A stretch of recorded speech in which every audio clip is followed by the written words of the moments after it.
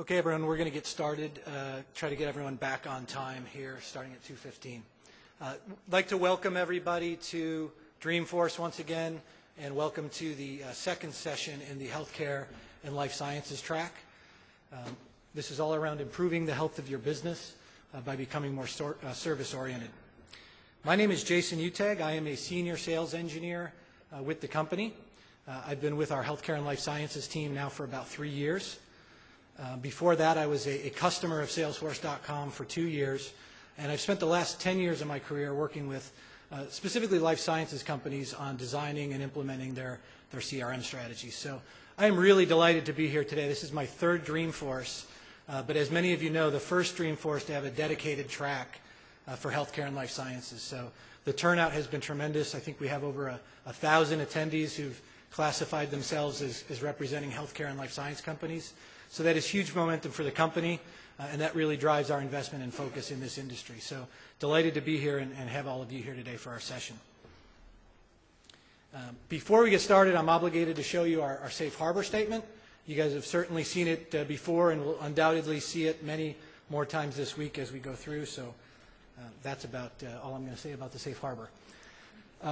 Before we jump into our focus today, I wanted to make a few plugs for other tracks in our session. We had a great turnout today for the first session in healthcare.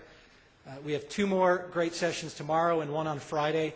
We have some great customer speakers who've been willing to share their stories, so definitely check out these sessions on Thursday and Friday. And also take advantage of those 1,000 of your peers that are here at Dreamforce by networking with them tomorrow at the Birds of a Feather lunch. This is going to be a great place to make some connections, meet with your peers, and really swap best practices at Dreamforce. So enough of the advertisements, and we'll jump into our focus for today. We have 4 Salesforce.com customers who have been gracious enough to share their experience and their story with all of you today. We are going to learn a little bit about how each one of them uses the Service Cloud in their customer service operations. And we're really going to focus our customer panel discussion around 3 main topics. First, how they've really used the power of the platform to optimize not only the end user experience, but also how that's benefited their end customer experience. We're also going to talk about how they've been able to accomplish that while working within a regulated environment, dealing with all the regulatory and compliance folks that many of you in the room also have to live with on a day-to-day basis. And then our final topic is going to be around how do you do this while still making your organizations more agile, more flexible, able to deliver solutions to not only your internal but external customers with less resource and ultimately at a lower total cost of ownership. We're also going to have about 15 minutes at the end for a Q&A. So we have 4 customer service experts on our panel, and you can take advantage of that to get your questions answered as well. So before I introduce the panel, I just wanted to start us off with a few thoughts about customer service in the healthcare and life sciences space. Everyone in this room, we're obviously all consumers, and we're all familiar with companies that have not only delivered great customer service, but really identify their companies, their brands, and their competitive differentiation around customer service. So we all know companies like Southwest and Ritz-Carlton and others. But we're all in this room also at one time or another. We're also patients, right? So we've all been to a hospital, been to the doctor's office. We maybe used a medication or a medical product. But does anyone in this room really identify a company in healthcare and life sciences by their delivery of customer service? And from an industry perspective, a company perspective, the question can really be asked, does customer service really even matter? Is it possible to differentiate your company by customer service? Or is it really about having the best product, the best drug, the lowest price, the best insurance coverage? And even if you do want to innovate in this area, are you able to do so when you sometimes feel hamstrung by regulations, your compliance, and your legal team? So those are just a few of the thoughts to start us out. We have a customer panel today who's going to talk about not only why customer service matters to their companies, but also how they've used customer service as well as the power of the platform to drive revenues, to lower cost, to make their CFO happy, their compliance team happy, and at the end of the day, create customer loyalty. So with that, I'd like to introduce our panel. And our first panelist is George Baker, Application Support Manager at CRC Health Group. George has been previously with companies like Oracle, Cisco Systems, Hyperion, and several Salesforce.com customers. Today, George has agreed to share his experience with us today. And George, maybe you can start us off by talking a little bit about CRC Health Group and how you guys use Salesforce.com. Sure, thanks, Jason. CRC Health Group is the largest behavioral health provider in the United States. We treat more than 30,000 people with drug and alcohol addiction, learning differences, weight management, eating disorder, and other behavioral issues each day. Operating residential treatment facilities, outpatient clinics, boarding schools, outdoor wilderness camps, and a variety of therapeutic programs. We're uniquely qualified to treat patients throughout the life cycle of their disorders at every level of care.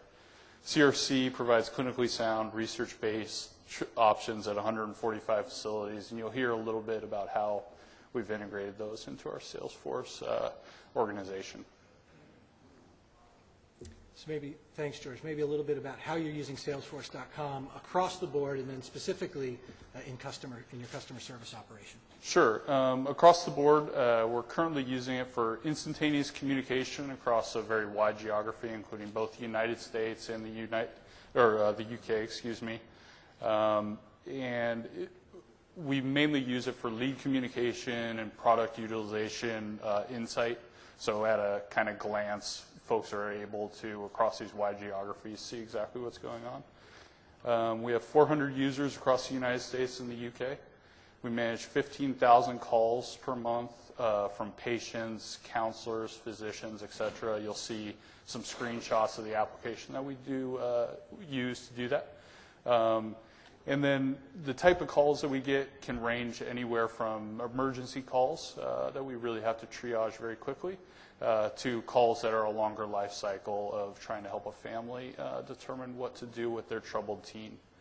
There's a very high level of interaction, meaning that we have to help them find the appropriate facility, gather information like substance abuse, background, that sort of thing. If there was any insurance, you'll see maybe a brief glance at that. And then we also look at inbound and outbound referrals, so kind of a partner mechanism in a way. And then the end result that we do is, after kind of triaging the call, is usually a handoff to one of our geographically diverse facilities. Great. Thanks, George. Our next panelist is Jonathan Stern, Vice President of Sales and Marketing Operations at Inverness Medical Innovations. Jonathan has been with Inverness for about 4.5 years, and since 2007, he has led a team that was tasked with not only selecting but implementing a global CRM application across sales, marketing, and customer service. Jonathan, welcome to the panel. Thank you. Maybe you can, again, just give us a little background around Inverness, as well as how you're using Salesforce.com. Sure. Inverness is a global manufacturer of diagnostics and medical devices. We are headquartered in Waltham, Massachusetts, and are public under the symbol IMA. We have growing revenues currently at about $1.6+ billion with 9,000 employees around the world. And we have other businesses as well in vitamins, as well as a large business in health management. We grow a lot through acquisition, so we end up with a lot of various systems, and Salesforce has helped us pull all that together.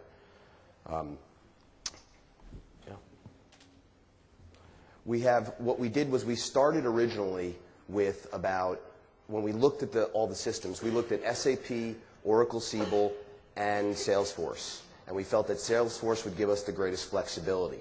We have 3 distinct sales groups within the United States that we originally launched to, with about 300 users. And most recently, we've expanded into our technical services group, where we've started using Salesforce as our worldwide complaint handling system. We were previously on NetRegulus or NetRM, and we had people jumping back and forth between our ERP, our primary back-end system, which is SAP, and Salesforce.com. But through using Salesforce along with Cast Iron, we've been able to push everything just into Salesforce and are going to be able to provide our customers with a higher level of service. We take calls from physicians, from hospitals, and from consumers. People might be calling us with something like a complaint about a clear blue pregnancy test and how to open the package, or it could be an advanced question from a doctor on how to read his cardiology result on an advanced test. So really the calls run the range, and something like Salesforce really helps us deal with that well. Great, thanks, John. Our next panelist is Howard Brown, founder and CEO of Senior Transitions. Howard is a serial entrepreneur and has worked with Salesforce.com at many of his ventures and is today using it across the board at Senior Transitions. Welcome to the panel, Howard. Maybe you can give us some background around your company and how you're using Salesforce. Absolutely. So Senior Transitions is the leading online referral service for the senior living industry. We are a very small company, 6 people. We handle online marketing for roughly 4,000 senior assisted living facilities all over the country. We utilize Salesforce for not only marketing and the lead channel, but we have customers on both sides. The facilities are our customers, as well as the consumers who call us or their family members looking to place them in an appropriate facility. So what we learned real early on about this business is it's all about the touch. It's how we touch the customers on both sides, because someone looking for a senior living facility obviously is typically just dealt with a loss, or it's a family member who feels an incredible amount of guilt about having to place possibly a parent or another loved one in the facility. What Salesforce has allowed us to do, we've built quite a custom application, it's allowed us to have a quick snapshot of who's calling us, both from the facility side as well as the consumer side, because this is a long sale, right? People don't typically just make a decision, I'm checking into senior living and I'm moving in tomorrow. It's a process and usually involves many phone calls and many touches. And through the application, we're really, really able to scale. Again, 6 employees managing 4,000 facilities nationwide. We wouldn't be able to do that without Salesforce. And really the key for us, and it's funny, I'm sitting on this side, but my first company was acquired by CRC, the company that George is with. Same sort of model. We were a referral and marketing company for the drug and alcohol treatment industry, and at that point when I came on, they didn't have Salesforce. Matter of fact, they didn't have any CRM.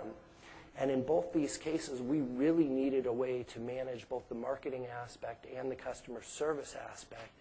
I think the key for most companies or larger companies is really finding a good company to integrate or implement Salesforce. And for us, a real important key was finding a company called Aperio, which is a Salesforce partner. They really helped understand our business needs and helped us to customize Salesforce for both our businesses, really. Thanks, Howard. Our final panelist is Pedro Feilauer from Novartis Pharmaceuticals. Pedro is the CRM Center of Excellence head for Novartis across the Latin America region.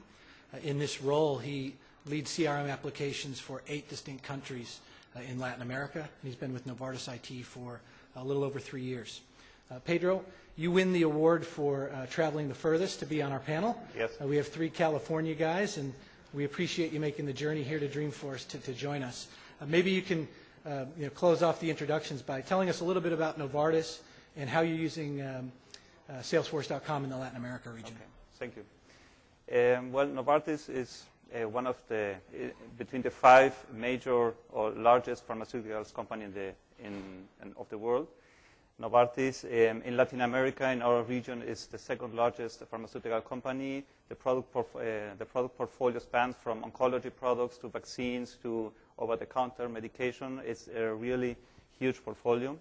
We are present in about 140 countries, and it's a 40 billion company. How do we use Salesforce in Novartis? In Latin America, we were pioneering with Salesforce.com. We use Salesforce in 7 countries, implemented call centers.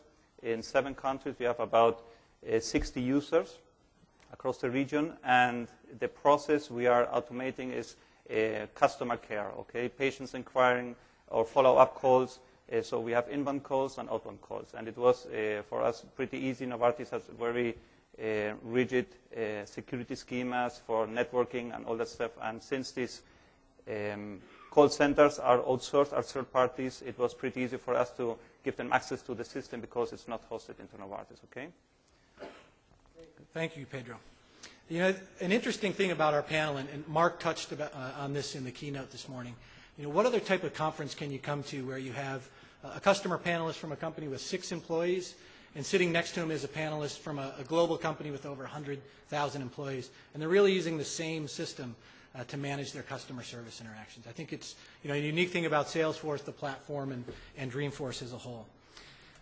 So with that, guys, again, thank you for agreeing to share your story and spend time with us today. I want to jump into our first topic. And our first topic is really about optimizing that experience for not only the customer service agent. You know, obviously these agents are in call centers sometimes where a few minutes, a few seconds, a few clicks within an application can have a big impact on them doing their job, and then ultimately impacting the customer experience. So I want to focus on that topic first with our panel. You know, one of the things that's made Salesforce.com so successful over the years is how easy to use the application is. You know, we consistently hear from our customers that's one of the things they like about our applications and about our platform is how easy it is for end users to get in, learn the system, and use it. And that's ultimately very critical in the call center situation. So I want to start with George. You know, you talked a little bit about, you know, the types of calls that you're dealing with at CRC, and how your advisors might be dealing with, you know, a family just doing some research for someone in their family about treatment options, but also customers who are in kind of crisis mode, and in an emergency situation you need to be able to work with them through what could probably be a pretty intense customer service interaction for your advisors. So Correct. Maybe you can talk a little bit about how you've used the capabilities of the platform to really optimize that experience for your advisors in the National Resource Center. Sure. One stage of our life cycle of using Salesforce, we were just using kind of the native lead functionality that was available, and it provided a lot of benefits to us, but we kind of did need to move beyond that, and as you know, I think people will see in some of the screenshots, we had to develop an application along with Aperio, helping us to hopefully make the interaction much more streamlined and ideally follow the call flow that a individual would be going through in this crisis situation, or even, you know, one of these longer term buying decisions, hopefully be able to follow through with that as well. So this application that you're seeing now drops information into about 10, I think, distinct objects, maybe more at this point. We're always kind of doing revisions. And it's completely streamlined, so they don't have to stop, save, go to another object, that sort of thing. Really allows our agents to go with the call flow, establish rapport with the individual on the phone, and make things very streamlined. Great. And then you talked a little bit about, when we were discussing the customer service interaction, you know, the eventual handoff to the appropriate facility or the program. And maybe you can talk a little bit about how Salesforce has enabled that Certainly. type of handoff. Certainly, yeah. So because we have so many, you know, 140 plus, 150 facilities around the globe, we have folks calling into the call center who may know or may not know exactly what they need. And so our agents will help with that, determining their needs, determining a program or facility that best suits their needs, and then hand off, and immediately with native workflow notifications and other Salesforce options that are available, you know, the communication pretty much doesn't stop. The facility is able to pick it up right from there, call the family, and move things forward. Great. So you're using, obviously, the customization. Anyone in the room who's, you know, familiar with Salesforce probably doesn't recognize this screen, right? So you've talked about using that customization capability on the UI layer, right? Really to save your agents from, you know, spending time in 10 different forms, hitting save, hitting edit, you know, creating new records, using some of the workflow capabilities, you know, to route this information, obviously, to the program. You know, you also talked about some of your facilities that don't have access to the internet, they don't have Salesforce at the facility. So can you talk a little bit about the integration to fax that you did Sure. With some of those with some of those programs? Yeah, we also own small methadone clinics that, for whatever reason, either wouldn't be appropriate for them to really have Salesforce accounts, or they don't have computers, or it's very remote, these sorts of situations. We do have an eFax integration that works really well, where a fax will just spit off, kind of summarizing all this information that we've collected, and then the individual at this methadone clinic or smaller facility that we have is able to follow up with the family in almost the same manner that a CRM user might. Obviously doesn't have the ability to then input data and have that kind of interaction continue. Great. Thanks very much, George. Sounds like your team's really focused on customization. And I'm going to now turn to John at Inverness. George's team really is focused kind of on the customization of the UI. When we were talking about your technical services team and the information they needed for their customer service interaction, you talked a lot about integration and why that was important. And maybe you can share with the team what you guys have done from an integration perspective and what the value of that was for your technical service agents and then obviously the customer. Absolutely. As I mentioned, the technical service team is taking a range of calls on a range of products. And keeping the people on the phone for as little time as possible and making their experience as good as possible is paramount to what we want to do. Prior, we've had, with NetRegulus, we had NetRegulus and then going back and forth from NetRegulus to SAP. A lot of time on the phone with the customer. The calls that they are taking, they're collecting a tremendous amount of information. There's multiple lot numbers on any one particular product. Even something as simple as a pregnancy test, it's not just a matter of the cassette. It's the foil, it's the box, it's everything in there because we're reportable to FDA and to a number of agencies. So they're collecting all this information and really have to do it in the most efficient way possible. We had to figure out how to get that information from the back end to the front end as seamlessly as possible and make the customer experience good. We were able to do that through using cast iron, which enables us to have real-time mashups of data bidirectionally, if we choose, between Salesforce and SAP, and really allowed us to streamline what we were doing and get that information back and forth. This screenshot obviously isn't too exciting, but it does show an example of where now the technical service agents are able to go, and just the customer data is already there. Great. Yeah, we were joking when we were putting together the deck that this screenshot isn't really flashy. It's not sexy. It doesn't have great visual force and some of the things you'll see next from Howard's team. But really the value there, right, is for those technical service agents, they're working within a single application. They don't have to do that swivel chair integration where they're looking in Salesforce, entering orders in SAP. Right. And you mentioned some of the you mentioned SAP, but you also talked about some of the other applications that you've had to integrate with because of how your company's grown. Yeah, we've grown through acquisition. We are a very acquisitive company, and so obviously when you grow like that, you end up with multiple back-end systems. So we have SAP, we have JDE, we have MFG Pro, we have flat file. If you can think of it, we have it. And again, through cast iron, we can connect multiple endpoints, drive all that data into Salesforce, give everybody who had the old system, we don't have to force them to change the back-end system. We only need to have the front-end system be able to pull that data, and it works very effectively. At the same time, what it does for our salespeople is now the technical service person takes the complaint or the inquiry, it goes in there.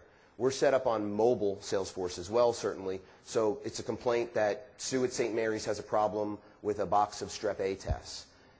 The salesperson now gets that notification on their BlackBerry. They can be 2 blocks away from St. Mary's. They can go in 20 minutes later and provide a level of customer service that really differentiates us from everybody else. We already had that happen immediately after launching, and the customer response to this is overwhelming because even if you can't solve their problem, the fact that that information got to that salesperson correctly in that amount of time is unbelievable. Yeah, that's as we were talking about this, John, that's a level of customer service that you said was really unrivaled in your industry, and that 360-degree view of the customer was really something that made an impact at your organization. Yeah, I think everyone is used to, who has been in the field, walking into the hornet's nest and not having the information. So finally being able to give them that information up front really is a plus for both the external customers and my internal customers.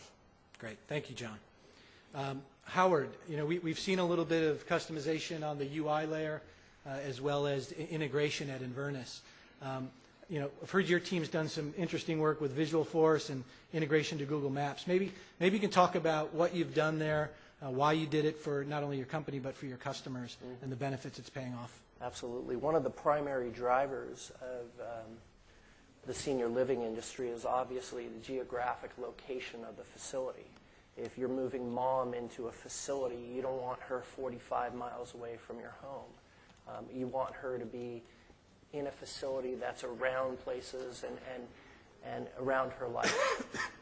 And so one of the most important drivers, obviously, is location. And through the Google Map API and Visualforce and various other integration pieces, we were able to put in quickly the person's zip code or their address, and essentially it pops up on our Google Map screen whatever facilities that match their needs, and then we can further check down based upon what their needs are, because for the most part, people, they know nursing homes or they know assisted living or independent living. Well, each of those provide different services, so what this allows us to do is break down the detail of their needs, match their needs with the specific facilities, and then the primary driver is always location. So through this, we're really able to, at least with 4,000 facilities and a lot of different locations, we're really able to center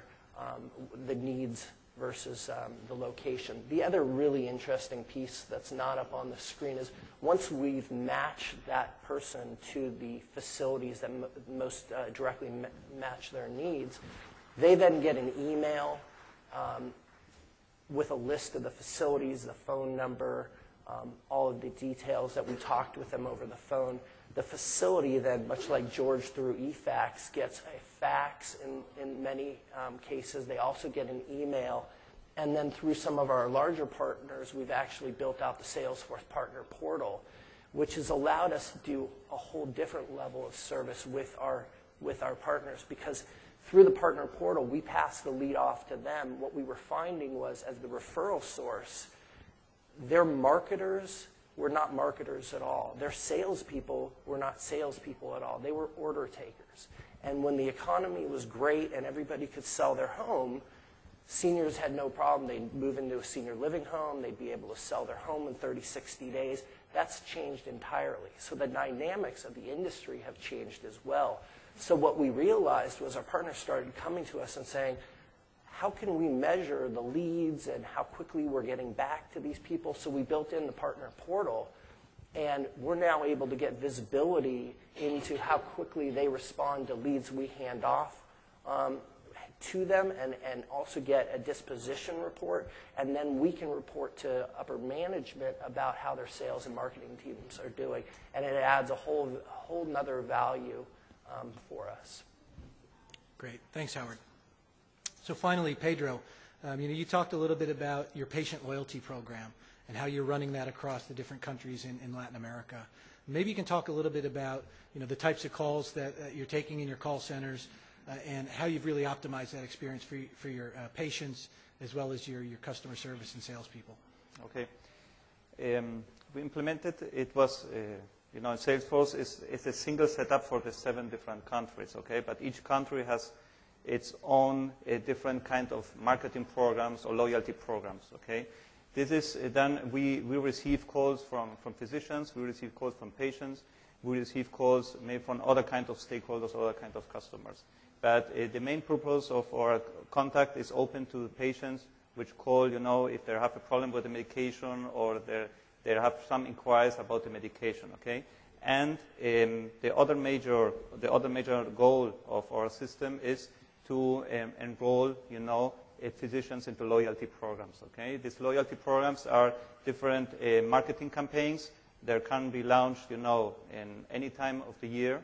And this is something that we use, we leverage the technology for Salesforce to make it possible that the end user can directly configure the marketing campaign, okay? How is it going to run on the time, the products, or which is the target, the segmentation, and controlling the timing, etc.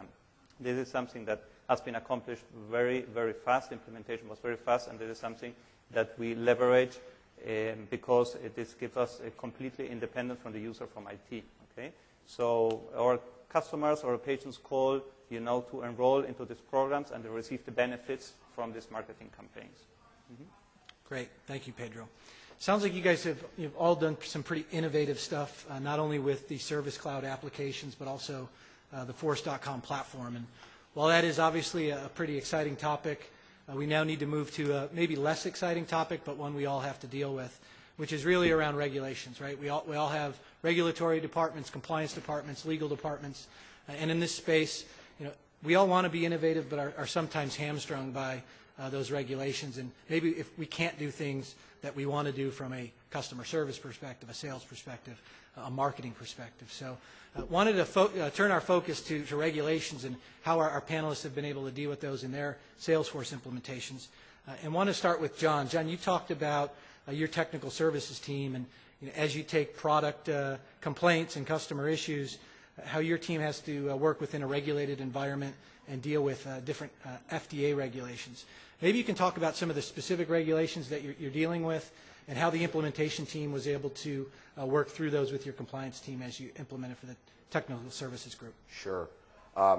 First of all, as a public company, we obviously have Sarbanes-Oxley. We have 21 CFR Part 11 compliance with FDA. We have the European nations and their regulations. We have, in many cases, because we do drugs of abuse testing as well, we have the DEA. We have a tremendous number of really people to answer to, and regulatory is very aware of that, as is legal, and they wanted to make sure, and they were scared at first when we certainly wanted to put it onto Salesforce, and they really ran us through the ringer in doing it. They wanted, in the end, when we got through all the process, the internal validation team, the compliance team wanted 6 months to validate this. So we compromised on 4 weeks, and we like to get this done. We actually did the entire switch over to the technical services for the project in 16 weeks. It was an amazing feat for the amount of stuff, including the validation that was part of the 16 weeks. And really, part of it wasn't just to make this compliant. It was at the same time trying to make, as I said before, the process better for internal customers as well as external customers. So the only reason we were able to get through it really on that time was not just because I have a fantastic team in-house, but was also because the Salesforce, the guys from the professional services team did a phenomenal job of helping us out, along with the people from Cast Iron, and really weaving this all together. When we were doing the OQ, PQ, they were able to make changes real time. The validation team would look at stuff and say, this needs to be changed, and they would literally change it on the spot. It was the most amazing thing. It was the only reason we were able to get through it in the time frame we did. So we do have a lot of people to answer to, but we've come out of this being able to track much better, look at our workflow rules much better. It really makes us a more efficient group. So it really worked out nicely. Yeah, John, I got a call, kind of midstream in the implementation. I was one of the sales engineers that had worked on the sales process around technical services. And I got a call from the implementation team, and they said, Inverness wants to track every change in the system, right? Their compliance folks are saying they need to track every change on a case at every step of the workflow, not only including your standard fields, but even all your long text fields. So we're going to have to get into some pretty significant configuration with the Force.com platform. We don't know if we're going to be able to meet those timelines. But obviously, if you agreed to or compromised on 4 weeks, they were able to do something pretty quickly and innovative. Maybe you can talk just a little bit about what they did there and how quickly they were able to respond to that. Yeah, I think it was really the fact that, as I say, they responded in kind, that as we needed to look at whether it was custom features, whether it was Apex code, no matter what it was, that we were able to get it done. We have an Apex person in-house. We have the professional services team. We have, through the help of also Harvest Solutions, but really using all these groups, we were able to pull it all together in the right amount of time. Great. Yeah, for background for everyone on that specific solution, right? It was all around leveraging a lot of the custom capabilities of Apex and custom objects, but also just a lot of the standard capabilities of the platform, right? So with a checkbox, their developers could set field history tracking on every field in a case, every field in that whole workflow process as you hand off your cases between the different departments that had to handle that before. ultimately an MDR report to the FDA group. Yeah, So, I'm sorry, you're exactly right, and I apologize for not mentioning that. We do also manufacture Class 1 medical devices, so we do have MDR reporting to the FDA as well. yeah, great. I don't envy that professional services team or your group working with that within those guidelines, but it's definitely something that you pulled off in 4 weeks. It's a pretty momentous feat. George, you talked about regulations as well. So you talked a little bit about the type of patient information that your advisors are capturing when they're dealing with customers in the National Resource Center, and the handoff of that information to the various facilities. Maybe you can talk a little bit about the regulations you guys are dealing with, and how you've leveraged parts of the Force.com platform to help you there. Sure. We obviously deal with HIPAA, as maybe some of you guys do. And thankfully, due to Salesforce and the native sharing model that they have with the role hierarchy, it actually matches pretty well to HIPAA's requirements. So I don't have a ton to say about it, except that it seemed to work out great for us. So. And you guys are using a lot of the audit capabilities and workflow rules as well? Correct, yes. We are doing that as well. And, the audit capabilities are great, and, being able to track the workflows now, real time is also very helpful. Great. So. Yeah, well, this is a topic that always comes up with customers. As I'm out talking to healthcare companies, life sciences companies, talking about things like medical information requests, FDA reporting, and the various regulations. A lot of people, like John said, when you bring up this concept of moving your customer service operation to the cloud and to Salesforce.com, it gets a lot of people a little bit hesitant, a little bit scared. But I'll just say I've gone through this process time and time again. In the last 9 months, I've been out with the 3 of the top 10 pharma companies at our headquarters, going through multi-day audits with our compliance team, with their compliance team, with external regulators who are coming in and validating our processes, our solutions, our configurations of our solutions. And that's something you definitely want to engage our compliance team, engage your compliance team. If your AE or your SC isn't giving you the answers you need, make sure you come to the organization and get to our security, our compliance, our legal experts, because it's an issue we've solved for hundreds of companies, and it's something that you guys obviously have to deal with. And you should be more than comfortable that you can move these types of solutions to the platform. So we'll kind of now move to our last topic, and off the regulation, off the customization topics, but really focusing on how have you guys been able to accomplish all of this while still making your organizations more agile, more flexible, doing this with less resource, less cost. I know, especially in today's economy, right? Everyone doesn't have hundreds of thousands and millions of dollars to throw at these projects. So I'd like to get each of your insight into kind of how the cloud model, the Force.com model, has allowed you to do a little bit more with less. And I wanted to start with you, Pedro, because you talked about across the Latin America region, the different countries, the different business climates that you're going into in some cases, and how you really need that flexibility to scale up and scale down quickly. Maybe you could talk a little bit about that and how that played into your decision to roll out with Salesforce. Sure. You may know Latin America is not a very stable environment. A lot of crises in different countries, not necessarily connected, but we have to deal every year with different, market restrictions, with market changes. And I know this is change happens in all the world, but in Latin America, specifically, it's more, more important. We deal with sometimes that Salesforce needs to be, shrink or needs to be, increased. Okay, some product lines are going to be retired because the market is not prepared for it, because maybe the government is cutting costs, and then a complete product line needs to be retired. And this impacts, obviously, that we need to be very flexible, very flexible.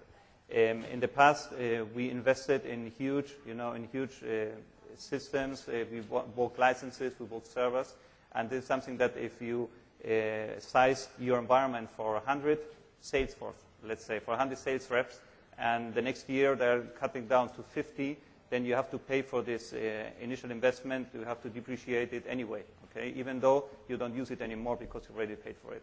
And this, with Salesforce, it allowed us to be really on demand with our customers, okay? I mean our customers inside Novartis or internal customers, because we just pay as we go. We pay for just what we use. If the sales force needs to be reduced, then we just reduce our costs, and our customers are very happy because we don't have to charge them with, with a fixed cost. So in a nutshell, we are turning a fixed cost into variable. And this is something that helped us a lot, and this is only possible in this kind of software as a service model. Great, great. Thanks, Pedro. Turning to you, Howard, I know as a smaller organization with 6 employees, you probably don't have the IT resources that a Novartis or maybe even our other panelists have. Maybe you can talk a little bit about how the platform has allowed you guys to scale your business quickly without all those IT resources and consultants. Sure. Quite simply, honestly, I couldn't build this business without Salesforce. And that's great client testimonial. I'm not being paid for it, but we couldn't do it. The primary driver of our business is people coming to the web, finding one of our 120 different websites, us gaining that data in terms of how they found those websites, that data being pulled into Salesforce. We're able to do it, with one license there. Then taking that data and essentially going out to the facilities and managing all of the facilities in our Salesforce org, and then building out partner portals. Partner portals is included for us. We can have 650 facilities using partner portals without it costing anything more, really. And so for us, the idea of building businesses, lead gen referral businesses, customer support businesses that can either tightly fit within any organization or, like us, sit outside of the organization and act as a marketing and sales channel, you couldn't do without this technology. So in terms of being agile, we can scale as I bring in new reps. I can handle more clients. We can handle more web marketing. I think a real beauty is because it's on demand, they can be on their mobile. They can be at home. I don't need my reps to be in the office sitting there utilizing resources. They're on the phone and they can work 24/7 if I need them to. And without this technology, we couldn't do that. Absolutely. Great story. Thank you for sharing that with us, Howard. Finally, kind of want to turn this back to John. We had an interesting conversation, I think, around flexibility. You talked about being able to roll out a system in 16 weeks, 4 weeks to satisfy the requirements of your compliance team. But you had an interesting story around kind of total cost of ownership and how you sold this application for technical services to your management team. Maybe you could talk about a little bit about the environment you were working within and how you were able to push this through with management. Yeah, absolutely. We're an interesting organization. We're a matrix environment. So we're a matrix environment, which is difficult to begin with, and then we grow through acquisition. So we just keep layering. And so when you want to take on a project such as technical support or however you want to enlarge it, it's not a matter of going to 1 or 2 people. It's really selling throughout the organization just based on what it can do for us, but it's also based on how much money we can save. We run a very lean organization. I'm sure, like many of you, especially now and at all times, they keep coming back and saying, cut the budget, cut the budget. So it's a matter of finding dollars. I'm an original field guy myself, so I understand how to sell not only hard dollar savings, but soft dollar savings. My company wants to hear nothing of soft dollar savings. I can talk productivity gains.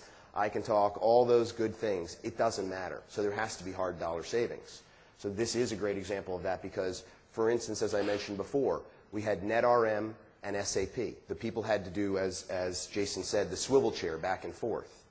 Now that we're using real-time data pulled from SAP, those folks in technical services no longer need their SAP licenses. So we were able to show over $100,000 in hard dollar savings just on SAP licenses alone.